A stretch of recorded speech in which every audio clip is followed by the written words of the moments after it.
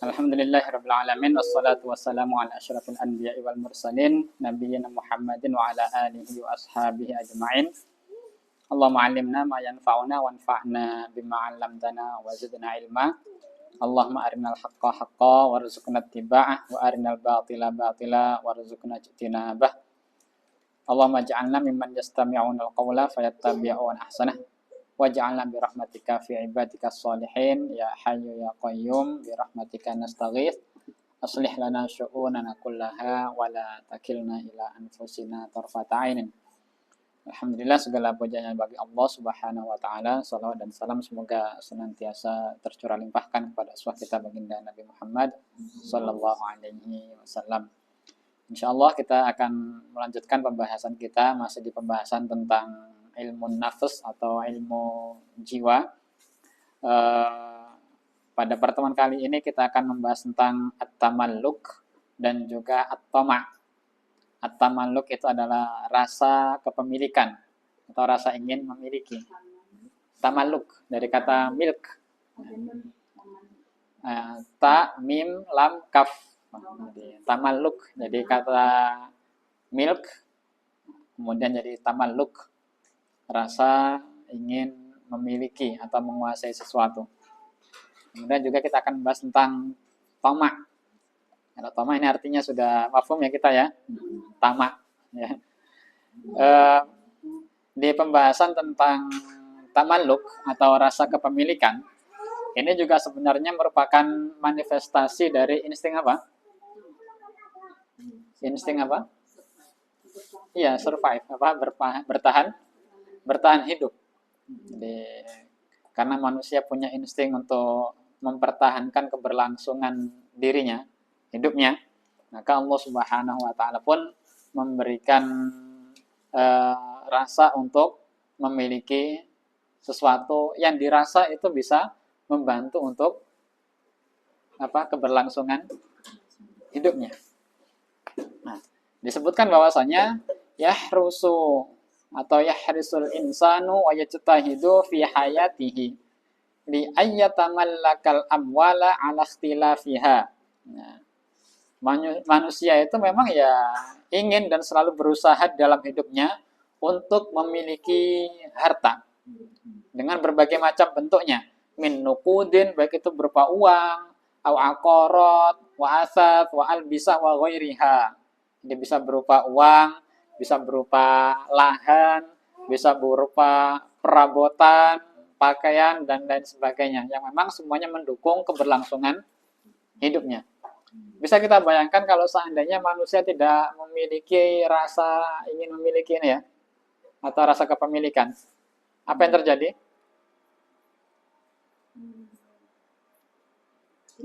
Ya. Tidak ada semangat hidupnya. Ya. Wa tu'tabarul amwal ghayata katsirin minan nasi fi hadhil hayah. Dan harta itu bahkan dia menjadi tujuan kebanyakan orang dalam kehidupan ini. Di harta dalam berbagai macam bentuk dan jenisnya tadi ya. Ini banyak orang menjadikan itu sebagai tujuannya dalam kehidupan. Bal inna taqdisat sarwah yushakkilu misalahum al-a'la. Bahkan penumpukan kekayaan ini menjadi semacam contoh tinggi. Jadi kalau ada orang punya harta yang banyak, ini menjadi apa? Model utama. Makanya orang punya harta banyak itu secara alami akan dihormati ya. Ya. Kalau di satu wilayah biasanya ada dua jenis manusia yang dimuliakan atau dihormati. Yang pertama adalah yang punya banyak harta dan yang kedua yang punya banyak ilmu. Ya syukur-syukur ada orang punya banyak ilmu dan punya banyak harta. Lihat saja, kalau orang miskin yang ngomong didengar tidak? Tapi kalau orang kaya yang ngomong, ya gitulah biasanya ya. Wa madzalika illa li annal mala zinatul hayatid dunya. Nah, ini tidak terjadi melainkan karena memang harta adalah perhiasan kehidupan dunia. Wa huwa ahabbu mata'iha ila qalbil insan al-muta'alliq bi ahdabi hadhihi dunya. Dan merupakan harta yang paling dicintai oleh hati manusia yang terikat pada dunia ini. Jadi kalau hati manusia itu memang sudah terikat dengan dunia, pasti yang dicintainya itu adalah harta. Sampai-sampai harta juga disebut dengan mal karena kecondongan hati. Jadi mala yang milut artinya condong. Biasanya memang hati seseorang itu condong kepada harta. Di dalam Quran surah Ali Imran ayat ke-14, Allah Subhanahu wa taala berfirman, "Zuyyina lin-nasi hubbus syahawati minan nisa'i wal banina wal qanatiril muqantarati minaz zahabi wal fiddati wal khailil musawwamati wal an'ami wal harth. Dzalika mata'ul hayatid dunya wallahu 'indahu husnul ma'ab." Ayat ini sering hanya dipotret dari satu sisi. Satu sisi bahwasanya harta itu punya konotasi negatif. Ya, biasanya hanya dari sisi itu. Padahal selain dari sisi itu memang benar, tetapi ayat ini juga menghadirkan informasi bahwasanya pada asalnya manusia itu ya punya syahwat, punya kecintaan untuk memiliki yang namanya tadi apa? Wanita, anak-anak, dan harta yang ditumpuk berupa emas, perak, kendaraan mewah, sawah ladang, ternak, dan lain sebagainya. Ini sudah sesuatu yang alami, naluriah. Tetapi Allah ingatkan, dzalika mata'ul hayatid dunya wallahu 'indahu husnul ma'ab. Kita lanjutkan. Kullu dzalika min syahawatin nafsil insaniyah. Semuanya itu memang merupakan bagian dari syahwat jiwanya manusia.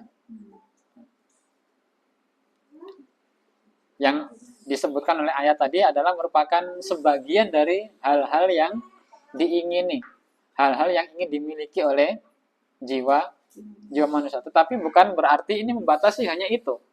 Karena ternyata banyak sekali yang ingin dimiliki oleh seseorang. Bukan hanya harta, pasangan hidup, ya, dan lain sebagainya tadi juga sudah tersebut ya. Wa dzalika kulluhu mata'ul hayatid dunya. Perhatikan ada kalimat mata'ul hayatid dunya.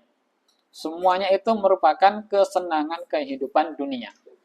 Kita perlu mengingat kembali arti kata dunia. Itu dari kata dana yadnu, yang artinya rendah. Artinya dekat. Ini arti asal dunia. Sesuatu yang dani, sesuatu yang rendah. Bahkan kita pun sering mengungkapkan kalimat hina dina. Ya, dari dani itu rendah. Dunia itu artinya rendah. Ya. Ini semuanya kesenangan kehidupan dunia yang rendah. Walaysa mata'ul hayatil 'aliyah ar-rafi'ah. Bukan kesenangan kehidupan yang tinggi dan luhur. Adapun kesenangan kehidupan yang tinggi dan luhur adalah wallahu 'indahu husnul ma'ab.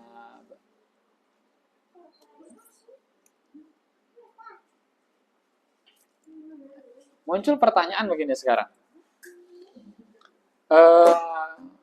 Kalau memang manusia itu diberikan rasa kepemilikan oleh Allah Subhanahu wa taala,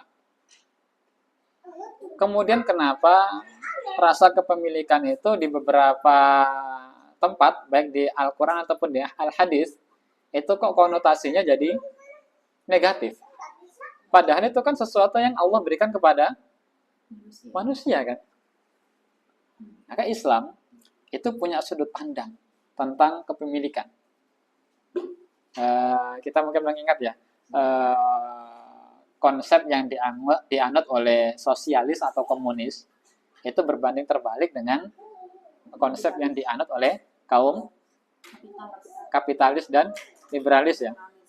Kalau sosialis dan komunis itu tidak ada kepemilikan pribadi. Nah, sebaliknya, iya, kapitalis dan liberalis itu kepemilikan pribadi seluas-luasnya. Lalu bagaimana konsep Islam tentang kepemilikan ini? Nah, Islam itu tidak ini dan tidak itu. Tapi lihat, dalam konsep kepemilikan dalam Islam, kepemilikan mutlak itu adalah milik Allah. Jadi kepemilikan yang mutlak itu hanya milik Allah Subhanahu wa taala. Bahkan kita sendiri pun ini adalah inna lillahi. Kita pun ini adalah milik Allah Subhanahu wa taala. Sehingga semua yang melekat pada diri kita pada hakikatnya adalah milik Allah Subhanahu wa taala. Jadi dalam Islam segala sesuatu yang ada di alam semesta, termasuk harta kekayaan dan kita sendiri, ini pada dasarnya mutlak milik Allah Subhanahu wa taala. Manusia hanya diberi apa?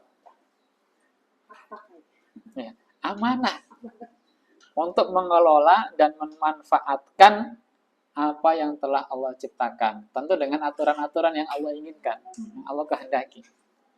Jadi kita diberikan hak milik itu sebenarnya bukan kepemilikan mutlak. Tetapi kita juga diberikan hak untuk merasa memilikinya. Itu gimana? Diberikan hak untuk merasa memiliki, tetapi bukan kepemilikan yang mutlak.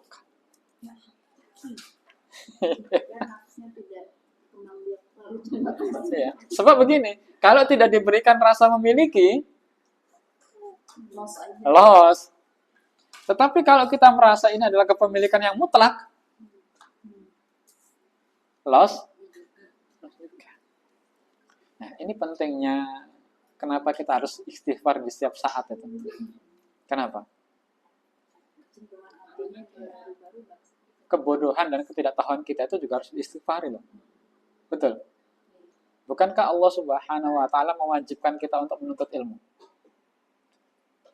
Sebagaimana di hadis Nabi pun disampaikan, thalabul ilmi fardhah.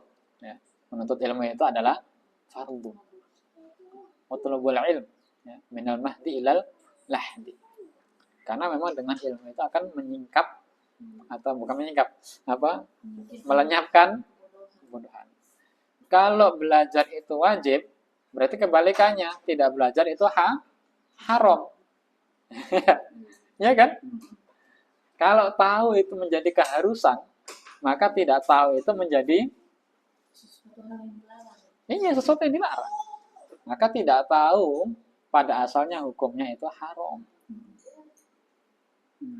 Ketidaktahuan kita akan konsep kepemilikan ini juga selama ini perlu kita istighfari.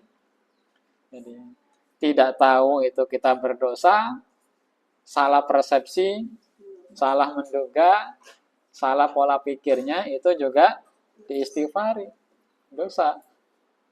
Nah, karena ketidaktahuan dan kesalahan dalam berpikir, akibatnya adalah kesalahan dalam perbuatan dan tindakan. Kita biasanya hanya istighfar yang ketiga ini. Istighfar atas kesalahan kita dalam berbuat dan bertindak. Padahal yang 1 dan 2 juga perlu diistighfari. Astagfirullah itu mencakup 3 hal ini. Nah, berkaitan dengan rasa kepemilikan yang ke-12 tadi, Rasulullah Shallallahu Alaihi Wasallam bersabda, An Anas bin Malik, anna Rasulullah Shallallahu Alaihi Wasallam, qala, "Lau kana li bani Adam wadiyani min dhahabin." Kalau seandainya anak Adam itu punya 2 lembah berupa emas, ahabba ayyakuna lahu thalith, pastilah ia akan suka untuk memiliki yang ketiga. Sudah punya 2, ya. Sudah punya 2. Mungkin dia akan pengen punya yang ketiga. Wala yamla'u jawfu bani Adam illa turab. Tidak ada yang bisa memenuhi rongga anak Adam kecuali tanah. Jadi keinginannya itu nggak pernah ada habisnya. Baru berhenti ketika sudah terisi dengan tanah. Mati maksudnya. Iya. Kalimat terakhirnya wa yatubullahu ala man tab. Mantap di sini bukan mantap ini ya, mantaba maksudnya. Nah, wa yatubullahu ala man tab. Dan Allah menerima taubat orang yang bertaubat. Ayo kita taubati ini. Kita taubati ini, pengen itu, pengen ini. Man artinya siapa? Taba yang bertaubat. Mantap.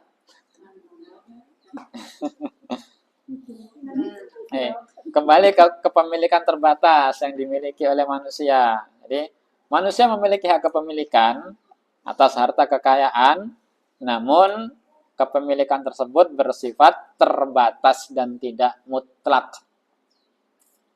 Manusia memiliki kewajiban untuk menggunakan dan mengelola harta kekayaan, tetapi harus sesuai dengan ketentuan yang ditetapkan oleh Allah Subhanahu wa Ta'ala.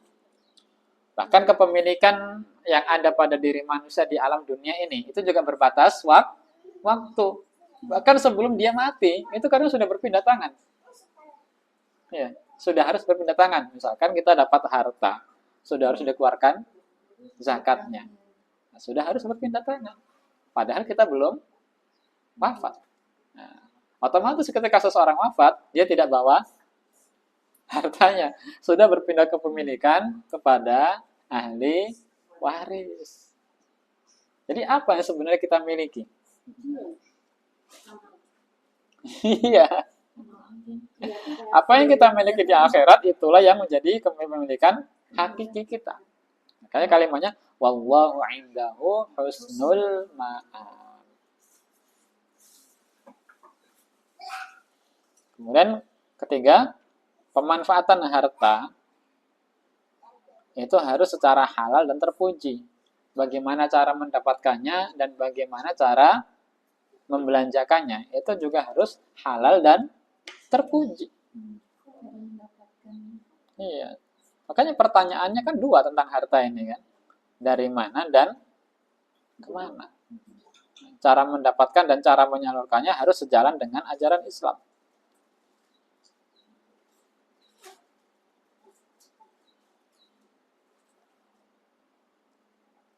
Ini berkaitan dengan sudut pandang kepemilikan dalam Islam. Jadi bukan konsep sosialis komunis ataupun kapitalis liberalis. Tapi Islam memiliki konsep sendiri. Ini pentingnya kenapa kita harus belajar tentang diri kita, tentang manusia. Islam itu punya konsep tentang manusia. Bahkan masalah rasa kepemilikan itu juga ada konsepnya. Nah, selama ini ketika kita belum tahu, itu kita perlu istighfar. Iya. Kalau sudah tahu, udah bener nih pemahamannya, udah dapat ilmunya, kadang pasti salah juga ini, perbuatan dan perilakunya, tindakannya.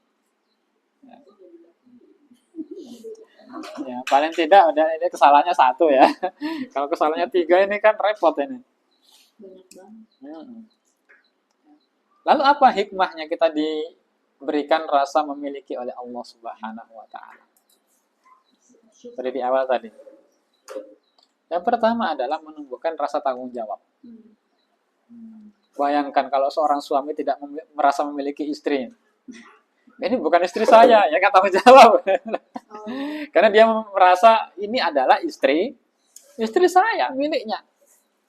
Maka dia merasa bertanggung jawab. Dia punya anak, tidak merasa memiliki anak ini bukan milik saya. Repot kan? Nah, karena ini adalah anak saya, milik saya, maka saya merasa bertanggung jawab. Bisa dibayangkan ya, kalau orang tidak punya rasa memiliki, nggak akan ada rasa tanggung jawab. Hanya saja rasa memilikinya harus dalam koridor Islam tadi. Karena kalau kebablasan juga, iya. Kemudian yang kedua, dengan adanya rasa memiliki tadi, kita ini sebenarnya sedang diuji. Jadi ini ujian iman dan ujian takwa kita kepada Allah Subhanahu wa taala. Kan kalau tidak merasa memiliki kan nggak ada ujian ya. Diberikan harta. Orang nggak merasa memiliki kok keluarin hartanya, berikan. Ya udah kasih karena tidak merasa memiliki. Tapi ketika kita merasa itu kan punya saya. Iya, tapi harus kamu berikan kepada yang lain. Oh, iya. Berikan karena iman dan takwa. Jadi di sini letak ujiannya. Gitu. Kalau rasa kepemilikannya berlebihan, nggak mau ini punya saya kok. Ingat, rasa kepemilikan bukan mutlak. Pemilikan mutlak itu hanya milik Allah Subhanahu wa taala. Bukan hanya merasa memiliki istri, anak, harta ya, bahkan sampai jabatan. Jabatan pun kita juga tidak boleh merasa memiliki dengan kepemilikan yang mutlak. Itu tadi adalah apa? Amanah ya sebenarnya. Amanah, sehingga memunculkan rasa tanggung jawab. Begitu pula ketika diamanahi sebuah tugas ya, baik itu lembaga atau yang lainnya. Kalau merasa memiliki dengan kepemilikan yang mutlak, sakarpe dewe kan, seenaknya sendiri. Tetapi kalau dia memandang bahwasanya ini diberikan oleh Allah Subhanahu wa taala adalah sebagai amanah. Anak pun demikian, pasangan pun demikian. Jadi jangan sampai terhadap pasangan itu merasa memiliki dengan kepemilikan yang mutlak. Pokoknya terserah saya, ini istri-istri saya, ini suami-suami saya, ini anak-anak saya. Itu amanah dari Allah Subhanahu wa taala. Tidak boleh merasa memiliki yang berlebihan atau kepemilikan mutlak. Berikutnya tentang tamak. Ini sebenarnya adalah level berikutnya ya. Jadi setelah ada rasa memiliki, kalau tidak dikendalikan dengan baik, berikutnya ada level tamak. Apa itu tamak? Jadi, tamak adalah nuzu'un nafsi ila syai'i syahwatan lahu. Jadi sebuah ketertarikan jiwa terhadap sesuatu lantaran syahwat.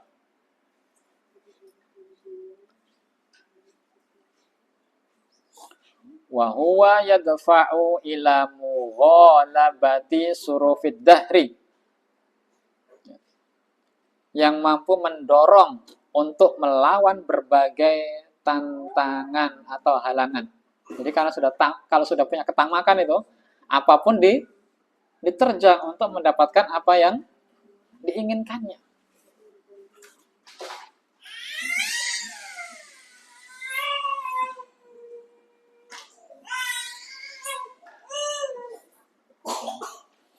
Jadi ini tamak. Sudah merasa memiliki 1, 2, 3, terus akhirnya nanti terus apapun halangan yang datang akan diterjang, dihajar. Karena sudah muncul rasa pokoknya saya harus mendapatkan apa yang saya inginkan. Iya, syahwat.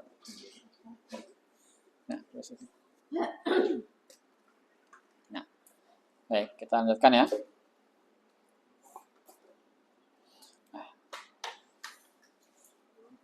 Ketamakan ini wattama'u yabruzu fi kullin ma min sya'nihi ay yuwassi'a hayatal insani wa yazidu nufudhahu wa sultanahu. Jadi ketamakan ini itu biasanya muncul dalam segala hal yang dapat memperluas kehidupan manusia dan meningkatkan pengaruh serta kekuasaannya. Jadi munculnya karena ini biasanya ya, hal-hal yang dikira bisa meluaskan, melapangkan kehidupan duniawinya. Kemudian bisa apa tadi? Meningkatkan pengaruhnya terhadap orang lain serta kekuasaan. Ini tamak. Kalau dirasa harta itu bisa membuat kehidupannya lebih maka dia akan terus gitu kan. Kalau dirasa harta itu bisa memperkuat pengaruhnya di tengah masyarakat, dia akan terus gitu. Kekuasaannya pun demikian ya. Bisa memperkokoh kekuasaannya, dia akan terus gitu. Ini pun tamak ini juga munculnya manifestasi dari insting apa? Ya, karena survive itu dia merasa saya mampu bertahan di sini dan bahkan melebihi hal itu. Akan terus eksis di hadapan manusia. Ya, sudah gak kepikiran takut mati. Fokusnya dia hanya dunia ini. Jadi sampai nggak ingat itu mati. Ya ingat, cuma nggak berpengaruh ada akhirnya. Ingat-ingat, akhirnya nggak berpengaruh juga saking kuatnya pengaruh duniawi.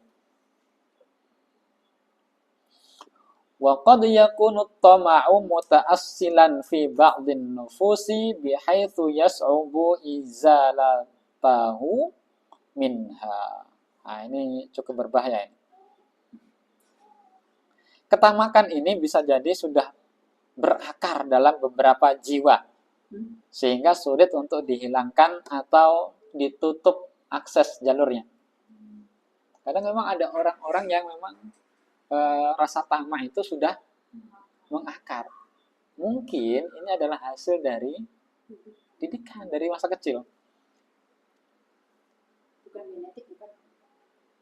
Di sini tidak sebutkan genetik atau ini. Dan soalnya beberapa jiwa itu beberapa generasi atau beberapa Mungkin juga.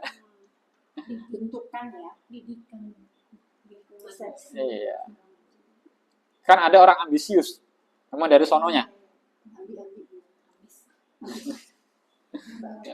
Atau karena didikan dari kecil dilos. Dididik seperti itu.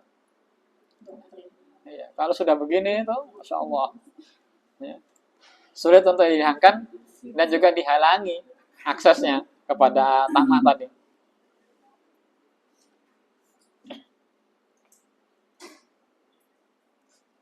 Wa hubbus saytarah wal 'athara huma min ahammid dawafi' ila tama'. Cinta akan kekuasaan dan egoisme adalah dua motivasi utama di balik ketamaan. Apa tadi? Cinta akan kekuasaan dan egoisme.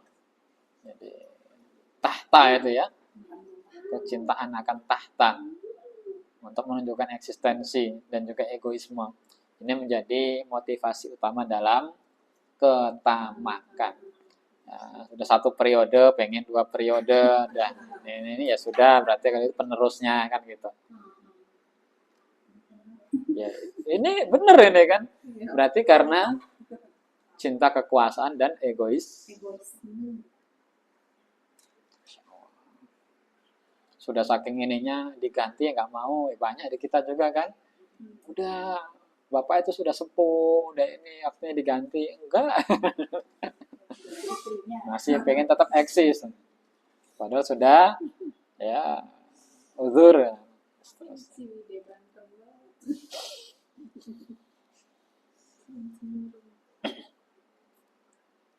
Kita lanjutkan. Wa hubbus saytarah ghaliban ma yurafiquhu hubbudz zuhur. Cinta akan kekuasaan seringkali juga disertai dengan keinginan untuk tampil. Suka hubbudz zuhur, suka zuhur itu zuharo, nampak. Apa sih? Ya, gitulah. Muncul, pokoknya muncul, suka di ini kan. Itu dari cinta kekuasaan. Biasanya disertai dengan suka untuk tampil. Dia lagi ngapain sih? Padahal nggak kompeten juga misalkan gitu kan. Nggak ada yang lain apa? Dia lagi. Ya, ini mungkin karena efek hubbus saytarah.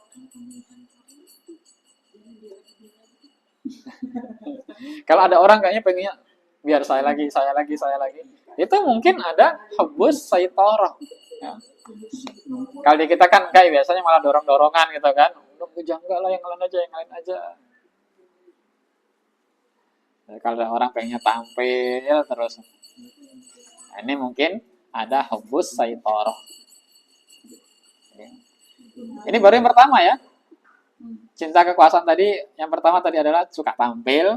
Kemudian waliddi'a bima laisa indal mar'i kai yush'irul akhorina bi ahammiyati wujudihi. Dan juga dia akan berpura-pura memiliki sesuatu yang tidak dimiliki agar orang lain merasakan pentingnya keberadaannya, eksistensinya. Padahal bukan dia yang ini, tapi seolah-olah dia yang telah berjasa, dia yang telah berbuat, dia punya ini, punya itu, dia dululah yang berperan di sini dan seterusnya, di awal-awal dan seterusnya.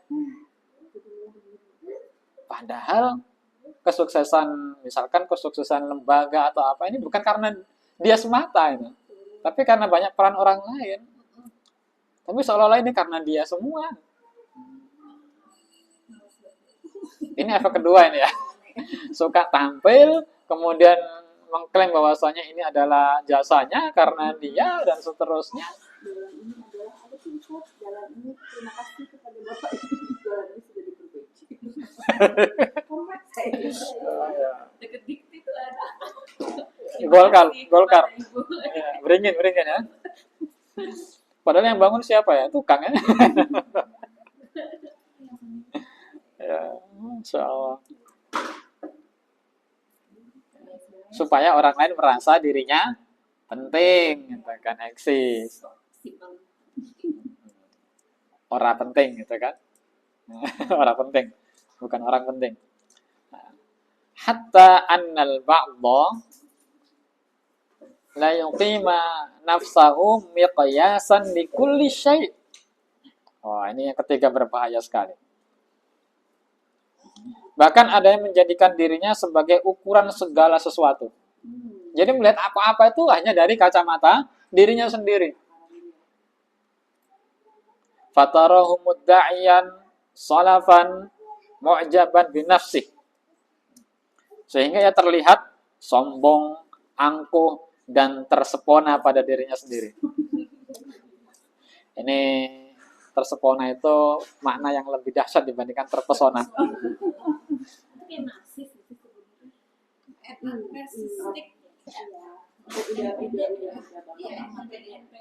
Asal tidak sesuai dengan pikirannya, nah ini salah ini berarti.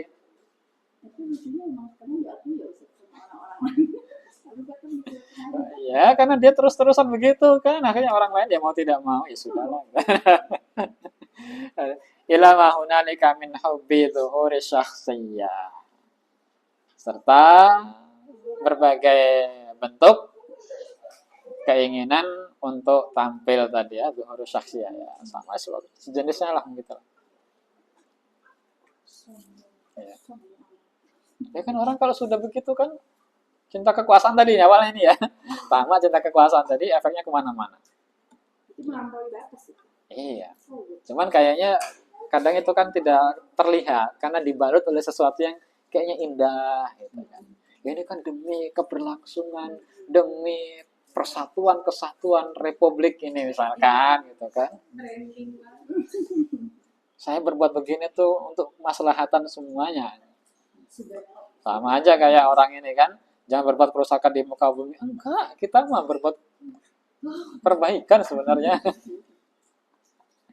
Ya atur aja. Atur aja. Kalau merasa memiliki yang berlebihan ya begini akhirnya. Merasa memiliki yang berlebihan, tamak, ya sudah.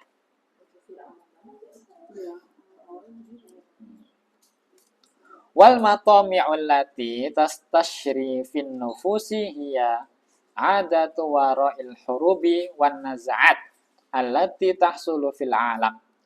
Ambisi yang menggerogoti jiwa, ketamakan tadi ya, ambisius tadi. Ketamakan yang menggerogoti jiwa biasanya menjadi penyebab di balik perang dan konflik yang terjadi di dunia. Ya, misalkan siapa? Ini tokoh-tokoh diktator yang tamak, yang ambisius, Nobunaga. Nobunaga Oda. Ya, tokoh-tokoh seperti Nobunaga, Terus Temujin. Temujin itu Genghis Khan ya. Terus siapa lagi? Gilberto Mussolini, Adolf Hitler.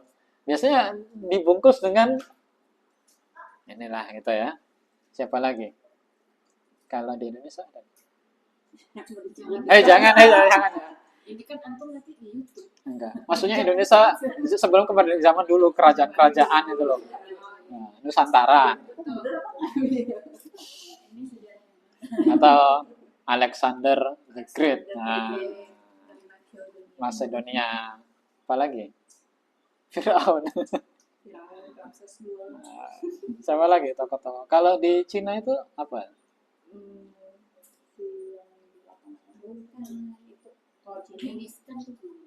Mongol. Tatar sebenarnya. Nah, itu tadi Temujin tadi itu nama aslinya. Temujin. Kalau Jepang Oda Nobunaga. Siapa lagi? Tokugawa.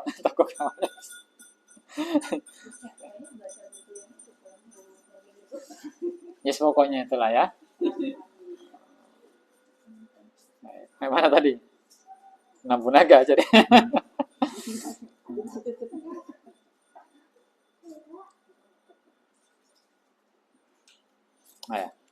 Fa in kanat matami'un lil afrodi aujadat at-tanakhur wat tabaghut wat taba'ud. Salam. Jika ambisi tersebut berasal dari individu, maka akan menimbulkan perselisihan, kebencian dan perpecahan.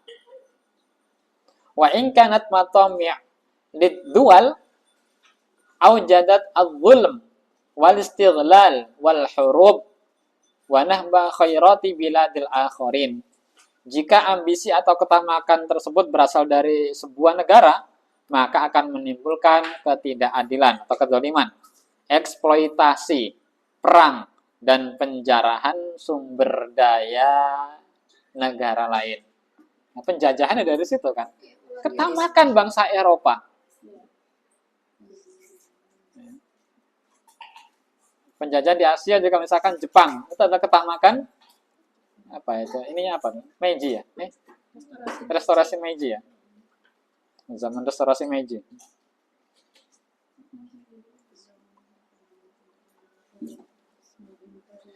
Wa kullu dzalika tahta sitaril hifadz 'alal masalih al-hayawiyah.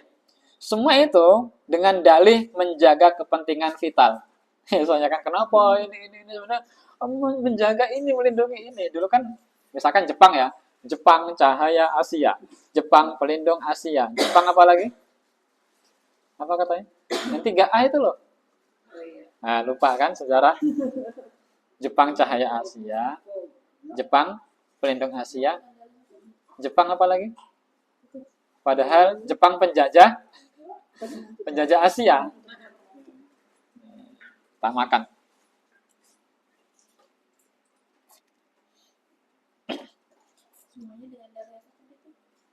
Tahta sitaril hifadz 'alal masalih al-hayawiyah. Dalih menjaga kepentingan vital ya.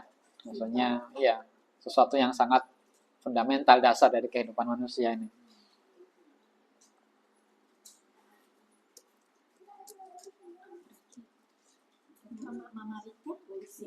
Mama Rika sama sekarang ini kenapa menguasai ini juga karena ketamakan. Oh iya, keren banget kan? Menjaga terorisme, menjaga dari paham-paham terorisme, menjaga dari kaum-kaum fundamental dan seterusnya. Padahal kita jadi muslim itu harus muslim fundamental ya. Harus fundamental. Ya. Saya posting bikin reels yang ada biksu-biksu yang nggak cium paus saja. Itu kan saya bilang mereka ini lebih terhormat daripada yang cium-cium kemarin. Dimaki-maki saya di grup, di Instagram itu. Ya enggak sih, nggak rame. Dimaki-maki saya.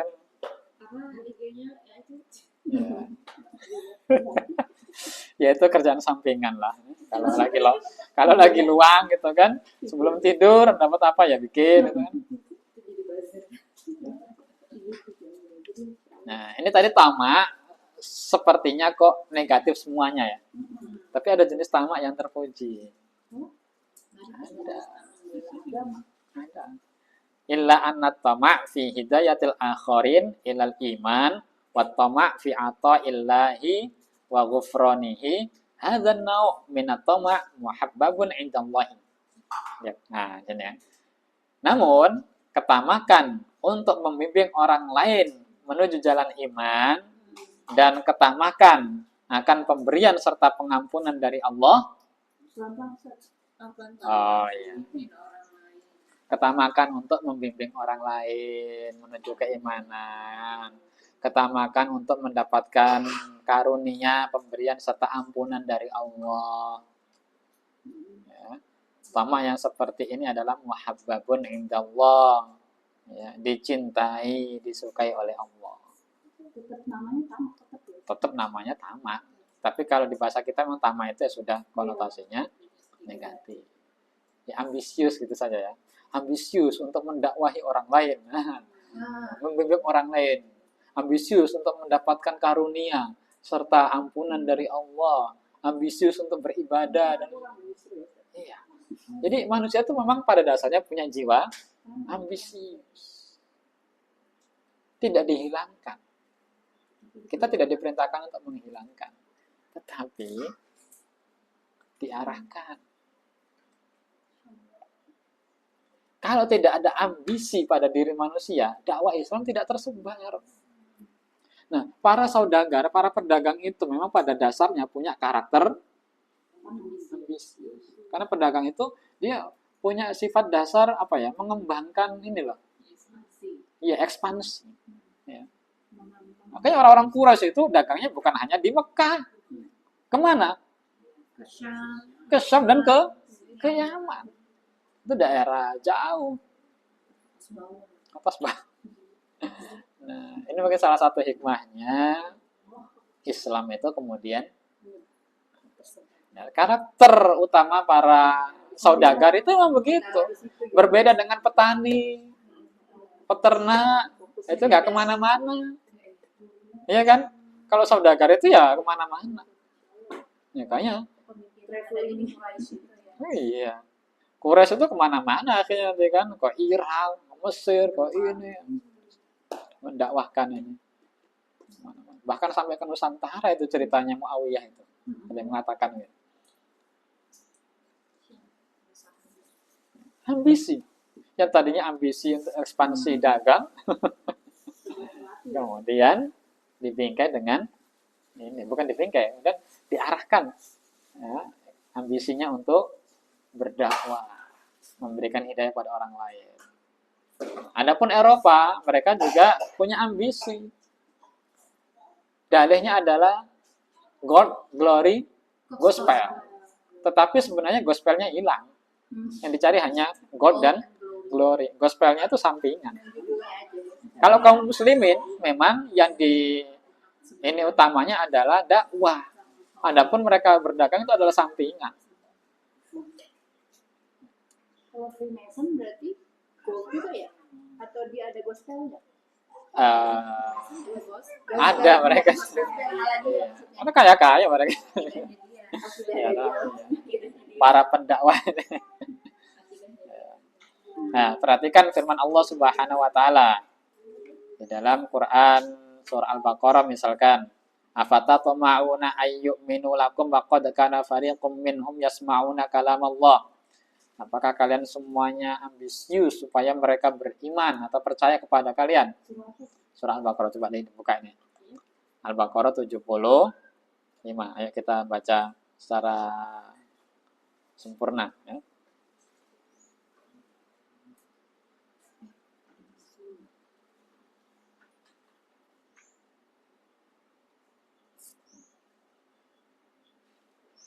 Afatatma'una ayyuminu lakum wa qad kana fariqum minhum yasma'una kalam Allah thumma yuharrifunahu min ba'di ma aqaluhu wa hum ya'lamun.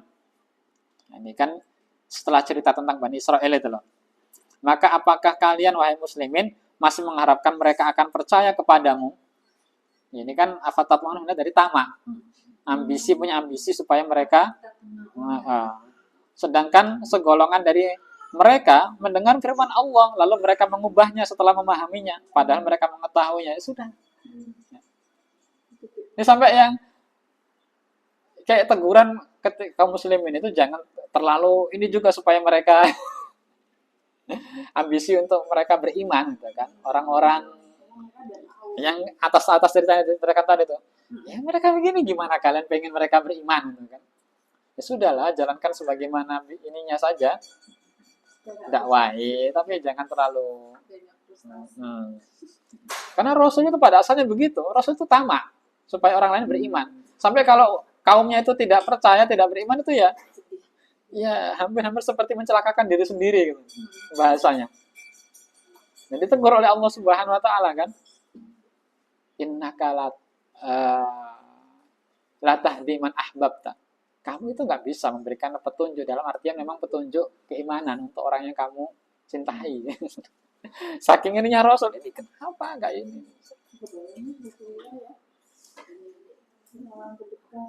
Itu ketamakan Rasul di situ.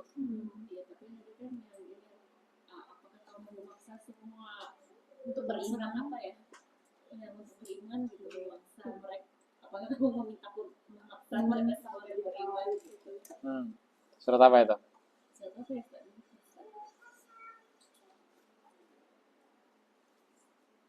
Kan terserah Allah mau yang sih. Iya. Ya tadi sambungannya tadi sebenarnya.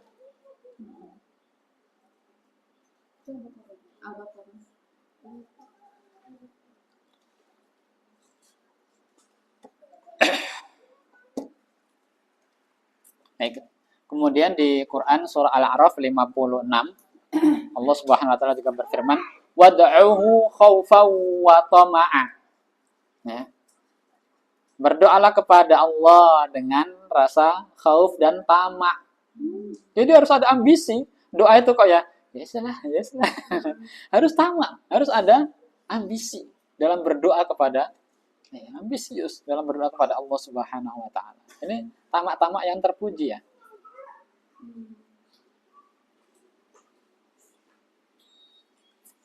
Kemudian firman Allah juga di Quran surah Asy-Syu'ara ayat 51.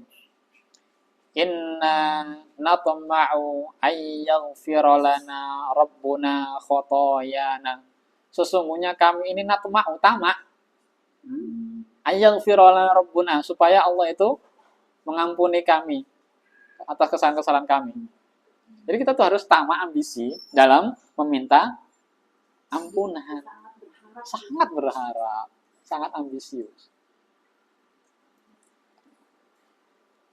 Kendalikan ketamakan kita ya, atau ambisi kita kepada hal-hal yang positif tentunya.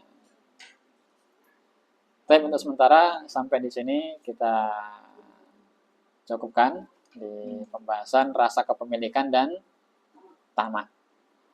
Kita tutup dengan alhamdulillahirrahmanirrahim. Subhanakallahumma wa bihamdika asyhadu an la ilaha illa anta astaghfiruka wa atubu ilaik. Assalamualaikum warahmatullahi wabarakatuh.